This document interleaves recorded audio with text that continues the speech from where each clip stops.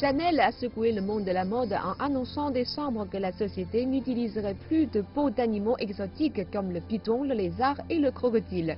La société a déclaré qu'il est de plus en plus difficile de se procurer des peaux exotiques répondant à leurs normes éthiques. Le mouvement a été une victoire pour les groupes de défense des animaux. Il est un peu plus difficile d'amener les gens à se préoccuper de choses qui ne sont ni mignonnes ni floues, comme les bébés renards et les chinchillas, mais ces animaux, pythons, crocodiles, ils ont mal. Certains dans l'industrie disent que les peaux exotiques peuvent être obtenues de manière éthique en euthanasiant les animaux avant de les tuer. Mais le doyen de la Preston School of Fashion de New York, qui a visité plusieurs fermes et tanneries, a déclaré que l'industrie était notoirement opaque et que l'euthanasie n'était pas courante. J'ai vu une gamme d'approches et même dans celles qui sont les plus responsables, ce n'est pas toujours beau à voir.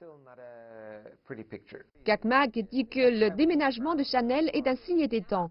En Californie, il est illégal de vendre des produits en peau de python.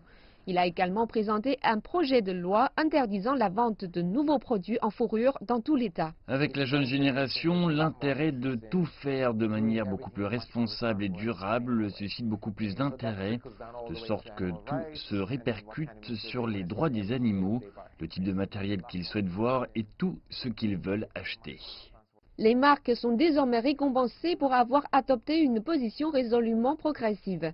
Lorsque Gucci a annoncé qu'il n'était plus question de fourrure sur Instagram, il a reçu plus de 170 000 j'aime. En Chine, la demande de fourrure reste forte et représente un chiffre d'affaires annuel de 17 milliards de dollars. Mais Schmidt dit que les choses changent.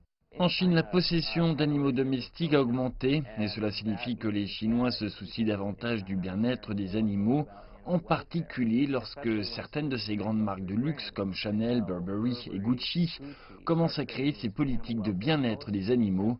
Cela résonne vraiment avec le consommateur chinois.